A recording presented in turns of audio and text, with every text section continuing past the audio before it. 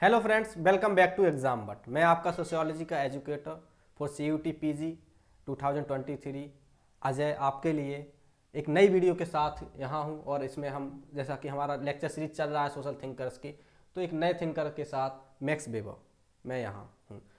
Code तो आपको पता ही होगा, हमारे सोशियोलॉजी का PGQP15।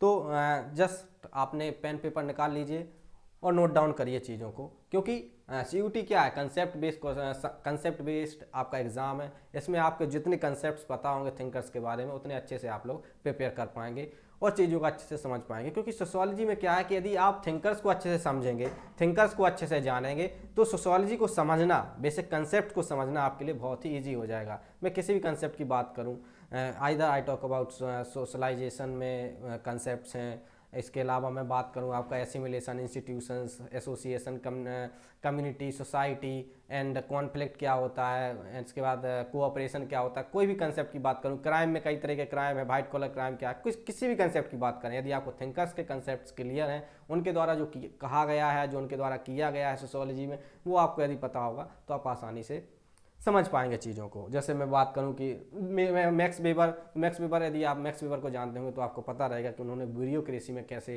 कंट्रीब्यूशन किया है, उन्होंने लीगल सिस्टम बताया है, उन्होंने रैशनैलिटी बताया, ये सब क्या है, क्या रैशनलिज्म होता है, वो सब रैशनली जो चीज़ों को। इसके बाद उन्होंने बर्स्टहीन का जो सिद्धांत दिया, चीज़ों को कैसे हमें इंटरप्रेट करना है, इन चीज़ों को आप अच्छे से समझ पाएंगे यदि आपको उनके कंसेप्ट सारे पता होंगे। तो फ्रेंड्स, मैं इस लेक्चर में आपको मैक्स वेबर के बारे में बताऊंगा। इसके साथ एक जनरल इन्फॉर्मेशन है आप सभी के लिए कि हमारा 21 जनवरी से एक पेड बैच भी चल रहा है सोशियोलॉजी CUT PG 2023 की प्रिपरेशन को लेके। यदि आप उस बैच से जुड़ना चाहते हैं तो उसकी रजिस्ट्रेशन लिंक जो है आपको गूगल फॉर्म, वो आपको नीचे डिस्क्रिप्शन बॉक्स में मिल जाएगा, तो आप जुड़ सकते हैं। और मैं तो कहूँगा आपको जुड़ना ही चाहिए, क्योंकि यहाँ पे यदि आप स्टडी करेंगे, यहाँ पे मेरे साथ आप चीज़ों को डिस्कस करेंगे, तो आप प्रेस्टिजियस यूनिवर्सिटीज़ JNU BHU और हैदराबाद यूनिवर्सिटीज़ और many more universities are there in UGC grant commission report, so आप उनमें अपना सिलेक्शन इंश्योर कर पाएंगे। तो friends, let's discuss about topic now. So in this topic, in my previous video, I also discussed about Durkheim. So आप जा सकते हैं, उसका लिंक आपको डिस्क्रिप्शन में मिल जाएगा। इस वीडियो में हम लोग बात करने वाले हैं मैक्स वेबर की। दुर्खीम से हम लोग एक चीज़ उठाने वाले हैं, इसलिए मैंने थोड़ा स्लाइड को अप किया था कि उन्होंने जो बताया है, उन्होंने बात की है सोशल फैक्ट्स। सोशल फैक्ट उसके लिए सबसे मेन है। वहीं पे सोशल फैक्ट की जगह वेबर के लिए जो मेन है वो है सोशल एक्शन। वो क्या कहता है? Social action. दुर्खीम ने कहा था कि sociology is the study of social institutions, but वहीं पे हमारे मैक्स वेबर कहते हैं और सोशल इंस्टीट्यूशंस हैं वो सोशल फैक्ट्स हैं। वहीं पे हमारे मैक्स वेबर कहते हैं कि sociology is nothing but the study of social actions which are to be understood by interpretation. Friends, एक बहुत बढ़िया कंसेप्ट है किसका? हिस्ट्री का। हिस्ट्री से बोरो किया है इन्होंने, इसलिए इनका पर्सपेक्टिव भी कहीं ना कहीं हिस्टोरिकल हो जाएगा।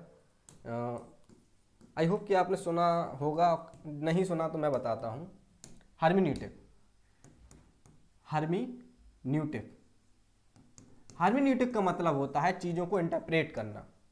क्या करना? इंटरप्रेट करना। इंटरप्रेट मतलब होता है व्याख्या करना, उन चीज़ों को समझाना थ्रू सब्जेक्टिविटी, और I can say through your conception, through your ideas, किसी चीज़ को एक्सप्लेन करना, वो क्या कहलाता है? इंटरप्रिटेशन। हिस्ट्री में क्या होता है? राजा है, हेजियोलॉजी बोलते हैं या हेजियोग्राफी जो होती है, उसमें क्या होता है? एक राजा होता है, एक रानी होती है, और उसके द्वारा पूरे लाइफ में क्या किया जा रहा है, कैसे अपने किंगडम को चला रहा है, अपने सब्जेक्ट्स को कैसे मेंटेन कर रहा है, अपनी कोर्ट को कैसे मेंटेन कर रहा है, अपनी प्रजा को कैसे मेंटेन कर रहा है, उन सब चीज का डिस्क्रिप्शन किया जाता है इन अ ब्रॉडर टर्म। क्या किया जा रहा है? उसको इंटरप्रेट किया जा रहा है, टू अंडरस्टैंड। उस सोसाइटी को समझने के लिए क्या किया जा रहा है? चीजों को इंटरप्रेट किया जा रहा है। तो वही क्या है, जो हर्मेन्यूटिक का कंसेप्ट है, उसी से इन्होंने बोरो किया एक नया सिद्धांत, that is verstehen. What? Verstehen. I hope कि यहाँ पे लिखा होगा, यस। तो इनका जो वर्स्टहीन का सिद्धांत है वो हमें पढ़ना है। इन्होंने वर्स्टहीन वहाँ से बोरो किया है, इसमें होगा, अभी मैं बताऊंगा कैसे वर्क करता है वर्स्टहीन सिद्धांत, इनका मेथोडोलॉजी जो इनकी है।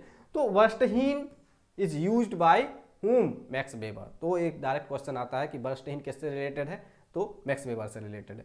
मैं इसको क्यों पहले आपको बता रहा हूँ फ्रेंड, ये इसलिए आपको समझना जरूरी है क्योंकि जो सोशल एक्शंस हैं वो ओपन है किसके लिए, किसके लिए ओपन है, इंटरप्रिटेशन के लिए। किसके लिए है, इंटरप्रिटेशन के लिए। तो social sociology is nothing but is the study of social actions which are to be interpreted, which are to be interpreted, to be understood।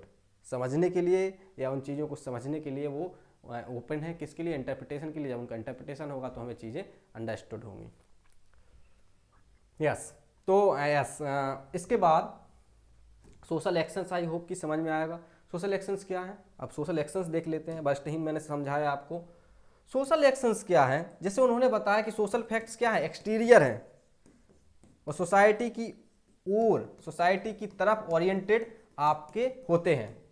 ऐसे ही कहीं ना सोशल एक्शंस है, क्या है, एक्सटीरियर है और क्या है, सोसाइटी की ओर ओरिएंटेड होते हैं। तो social actions are exterior to someone. क्या हमारा कोई भी एक्शन सोशल एक्शन है? नहीं। सोशल एक्शंस, यदि मैं बाथरूम जा रहा हूं तो वहां पे सोसाइटी में कोई इन्वॉल्व नहीं हुआ ना, तो that is your biological process, biological action है। बट यदि आप सोसाइटी की ओर ओरिएंटेड हैं, लोगों की तरफ ओरिएंटेड है आपका रिलेशन वो, तो वो आपका पार्ट होगा सोशल एक्शन का।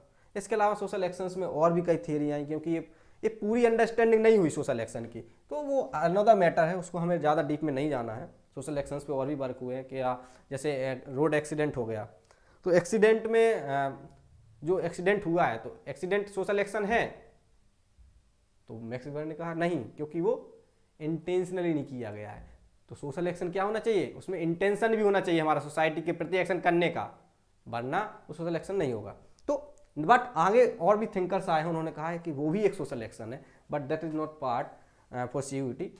इसके अलावा जैसे कहीं पे क्लाइमेट चेंज है, क्लाइमेट चेंज हमारे द्वारा हुआ, तो एक सोशल एक्शन है, ये भी सोशल एक्शन नहीं है, because it is a natural fact, it is a natural fact. ऐसी सोशल फैक्ट है क्या वो, तो सोशल फैक्ट नहीं है। क्यों, क्योंकि वो एक नेचुरल फैक्ट है। ऐसी वो क्या है, एक नेचुरल फैक्ट है। जोशीमठ सिंकिंग हो रही है उसकी, तो क्या वो सोशल एक्शन के थ्रू हो रही है? नहीं, वो क्या है, एक तरह से आपका नेचुरल है, तो नेचुरल फैक्ट है। इसलिए सोशल फैक्ट जैसे उनके लिए दुर्खीम के लिए सोशल फैक्ट्स हैं, ऐसा ही वेबर के लिए सोशल एक्शंस है। आई होप कि आपको समझ में आया होगा। यदि कोई डाउट है तो please you can ask in the comment section box below. इसके बाद इन्होंने एक बुक लिखी है, बहुत ही मेजर बुक है, और मैं तो कहूँगा अभी नहीं, जब आप यहाँ पे पीजी में होंगे जेएनयू में, तो आपको ये बुक पढ़नी होगी फर्स्ट सेमेस्टर में ही। यस, ये ऑलमोस्ट 125 और 126 पेजेस की एक बुक है। 1904 और 05 इसमें लिखी थी इन्होंने। जब ये न्यूयॉर्क गए थे, न्यूयॉर्क में इन्होंने देखा कि न्यूयॉर्क की चिमनीज से रात को भी डायरेक्ट स्मोक निकल रहा है, कंटिन्यूसली स्मोक निकल रहा है। तो उन्होंने कहा कि चिमनीज जो हैं रात को भी नहीं सोती हैं क्या? इसका मतलब क्या है, कैपिटलिज्म दैट नेवर स्लीप्स, ये कभी नहीं सोता है, continuously it is making profit. Then he came to know that what exactly what is the driving force, क्या ड्राइविंग फोर्स है, क्या मोटिव है इन लोगों का, किस तरह का मोटो है, क्या स्पिरिट है जो इन लोगों को इम्पोज कर रही है इस तरह का वर्क करने के लिए, कि दिन में भी वर्क, रात को भी वर्क। तो वो कहते हैं कि कहीं ना कहीं रिलीजन एक मेजर कॉज हो सकता है, होल कॉज नहीं है कैपिटलिज्म की, एक कॉज हो सकता है, जिसकी उन्होंने बताया। हर एक रिलीजन की स्टडी की उन्होंने, 6 वर्ल्ड रिलीजन में उन्होंने स्टडी की। क्रिश्चियनिटी को उन्होंने स्टडी किया, इसके बाद उन्होंने हिंदुइज्म को स्टडी किया, चाइना के कन्फ्यूशनिज्म को स्टडी किया, जुदाइज्म को उन्होंने स्टडी किया। तो इस तरह से उन्होंने 6 वर्ल्ड रिलीजन को स्टडी किया, उनको कंपेयर किया कि कहाँ पे जो फिट था कैपिटलिज्म के लिए, उससे प्रोटेस्टेंटिज्म का जो था वही क्यों फिट था, क्यों नहीं हिंदुइज्म, कन्फ्यूशनिज्म क्यों नहीं था, इस्लामिज्म पे भी उन्होंने, इस्लाम पे भी उनकी स्टडी है, और 6 वर्ल्ड रिलीजन में वो भी एक पार्ट है।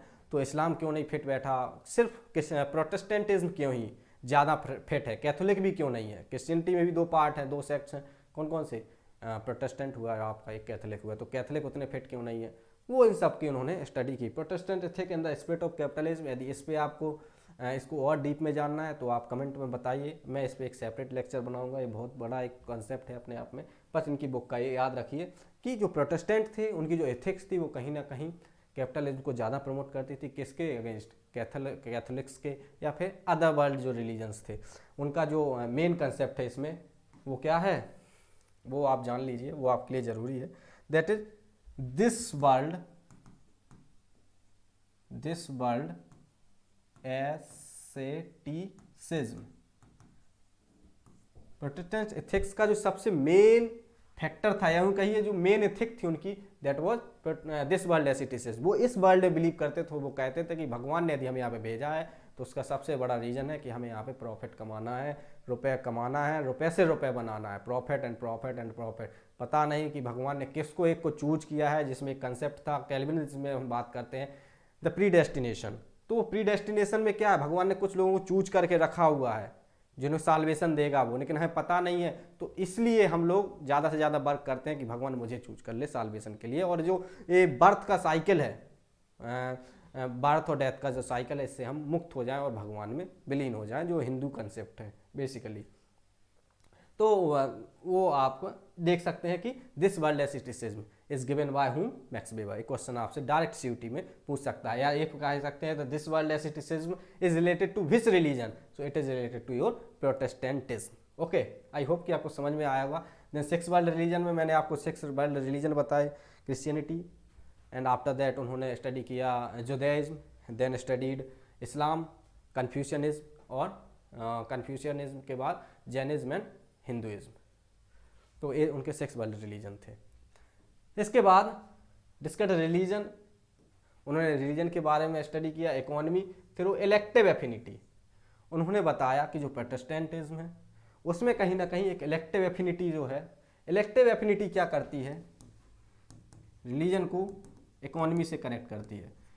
क्योंकि रिलीजन पहले आया, वो कहते हैं, और religion is there to define the economy, which type of structure, which type of economy is to be introduced in that particular society of that particular religion. किसी पर्टिकुलर रिलीजन के सोसाइटी में किस तरह की इकोनॉमी एग्जिस्ट करेगी,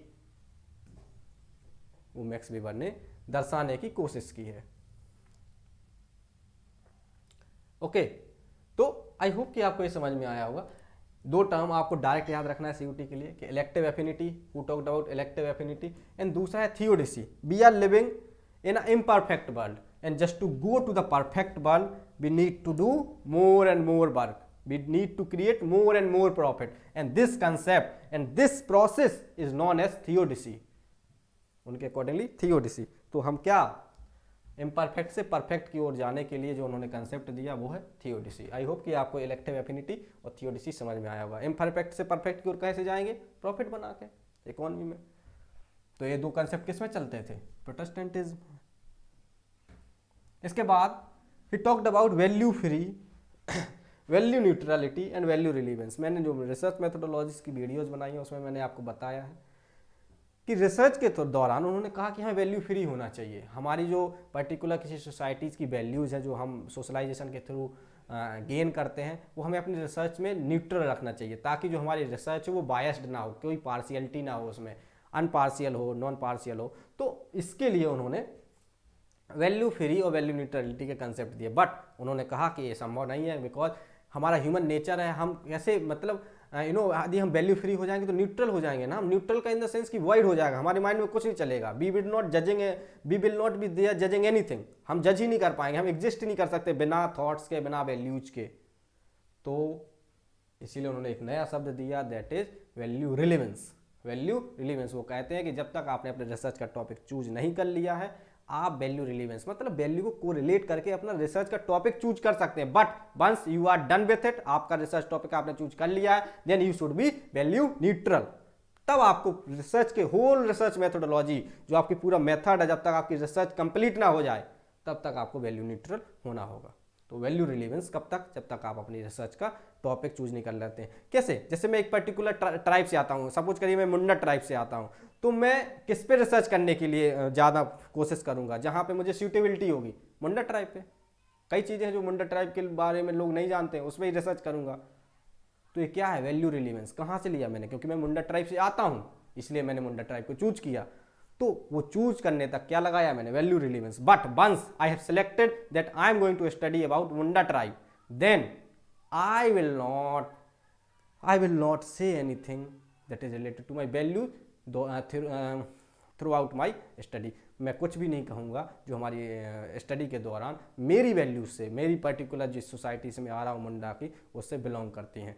मैं without any partiality चीज़ों को स्टडी करूँगा। सो वो वैल्यू न्यूट्रलिटी होगी। तो आई होप कि आपको समझ में आएगा। इसके बाद एक कंसेप्ट और है वैल्यू रिफ्लेक्सिविटी, जो कि अलग कंसेप्ट है, वो बताऊंगा। क्योंकि हमारे रिसर्च में जो वैल्यू रिफ्लेक्स होती है, जो दिखती है, वो कहीं ना कहीं हमारी जो सोसाइटी से हमने वैल्यू ली है उससे मेच खाती है, दैट इज वैल्यू रिफ्लेक्सिविटी। और जो बाद में हम लोग डिस्कस करेंगे, जब वैसे रिसर्च में हम लोग उसकी डिस्कस करेंगे। इसके बाद उन्होंने आइडियल टाइप्स दिए। उन्होंने बताया कि ideal types is nothing but it is yardstick. तो आइडियल टाइप्स से डायरेक्ट क्वेश्चन आएगा कि who talked about ideal types, तो मैक्स वेबर। ओके, किसने बात की आइडियल टाइप्स के बारे में? ओके, किसने बात की? मैक्स वेबर ने। उन्होंने 4 तरह के आइडियल टाइप दिए थे। आइडियल टाइप क्या होती है? यार्डस्टिक होती है। मतलब आइडियल टाइप मतलब क्या है? स्केल है, यार्डस्टिक है। किसी चीज को जज करने के लिए उसके आधार पे ही हम चीजों को जज करते हैं। तो आइडियल टाइप्स उन्होंने ब्यूरोक्रेसी के आइडियल टाइप्स दिए। हर एक एक्शन, हर एक सोशल एक्शन का एक आइडियल टाइप होता है, जिसमें हम लोग को जिसके द्वारा हम अपने एक्शंस को क्या करते हैं, मेजर करते हैं, मापते हैं कि हमारा एक्शन कितना अच्छा है, कितना बुरा है। ओके, तो आइडियल टाइप्स होते हैं हर एक चीज़ के। एक्चुअली आइडियली कोई चीज़ एग्जिस्ट नहीं कर पाती, तो एक ह्यूरिस्टिक डिवाइस है, एक आइडियलिस्टिक, एक यार्डस्टिक है चीज़ों को नापने का। तो आइडियल टाइप्स के बारे में उन्होंने बताया। Then he also discussed about social 4 types of social action. आगे बताऊंगा कि सोशल एक्शन के 4 टाइप क्या हैं, वो आगे बताऊंगा। थ्योरी ऑफ रैशनलाइजेशन उन्होंने दी। उन्होंने कहा कि उन्होंने कहा कि उन्होंने रैशनलाइजेशन पे वर्क किया।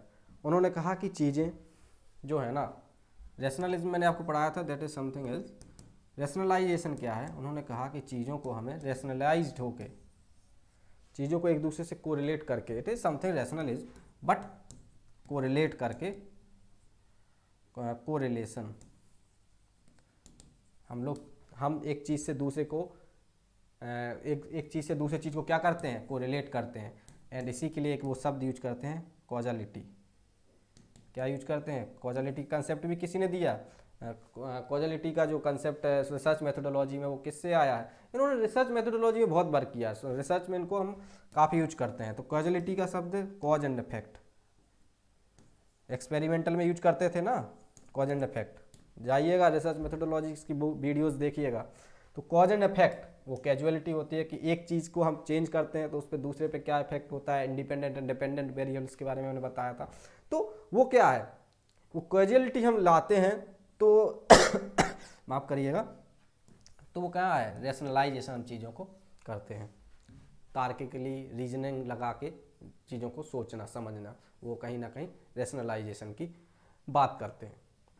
Bureaucracy, doing managerial work. Instrumental, 2 तरह की उन्होंने रैशनलाइजेशन बताया है, इंस्ट्रूमेंटल एंड वैल्यू रैशनैलिटी। एक हमारी जो वैल्यूज है उससे हमारे में जो रैशनैलिटी आती है चीज़ों को जज करने की, और एक होती है instrumental, that is goal oriented. किसी गोल को हमने सेट किया है, उसमें हम कैसे रैशनली चीज़ें को सोचते हैं, कॉम्प्लेक्स सोसाइटीज़ में कह सकते हो, ऑर्गेनाइजेशन में, तो वहाँ पे जो है रैशनैलिटी होती है आपकी in a formal way, that is your instrumental rationality. Okay, I hope कि आपको समझ में आया होगा। यदि कोई डाउट है तो please ask in the comment section box. Yes,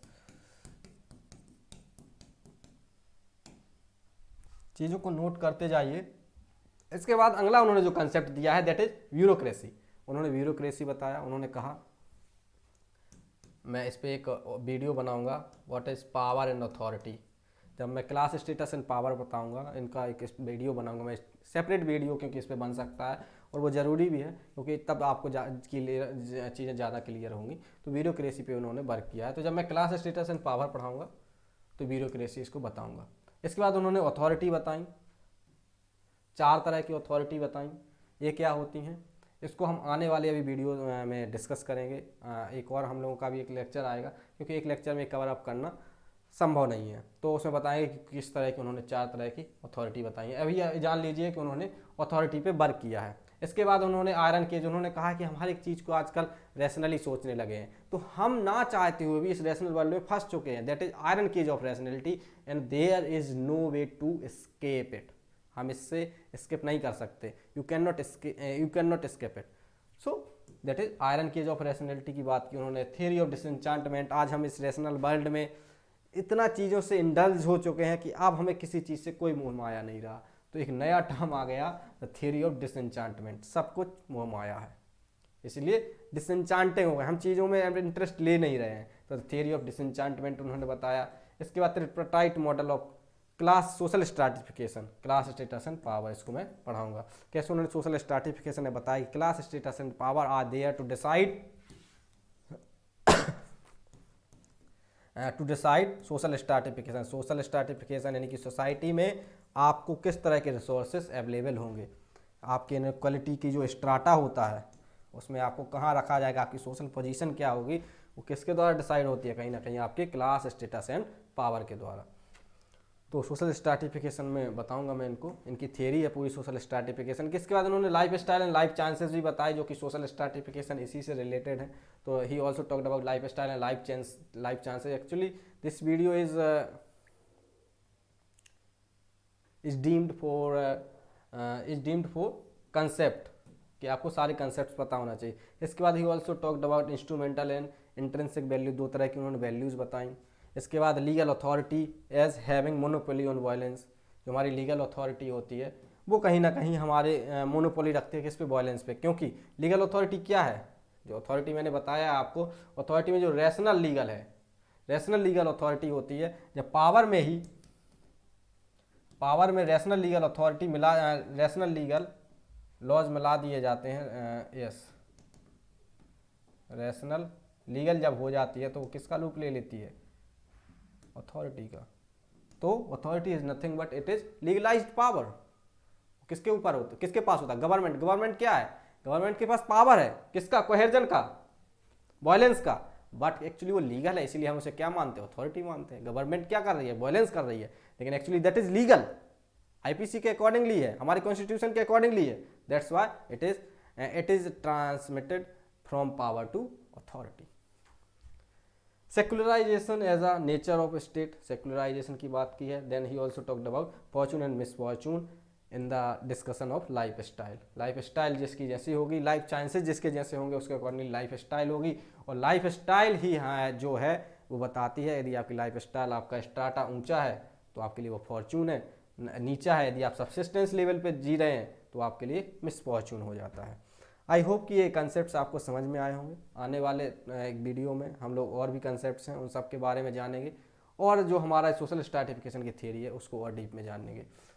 तो हमारा जो मैंने आपको ऑलरेडी बताया है कि जो हमारा एक पेड बैच भी चल रहा है सोशियोलॉजी CUT PG के लिए, वहाँ पे हमारी बढ़िया से तैयारी चल रही है। उसके आप उससे जुड़ेंगे तो आपको उसके लाइव लेक्चर्स भी मिलेंगे। लाइव हम लोगों की डेली क्लासेस होती हैं। इसके अलावा आपको रिकॉर्डेड लेक्चर्स, क्लास नोट्स, मेरे खुद के नोट्स, मैंने कैसे तैयारी की, उन सभी किस तरह से नोट्स बनाने हैं आपको, PYQs, MCQs, हर चीज़ के बारे में बड़े डीपली और बड़े अच्छे तरीके से हम लोग डिस्कशन करते हैं। तो आप उस बैच से ज़रूर जुड़िएगा और अपना सिलेक्शन इंश्योर करिएगा।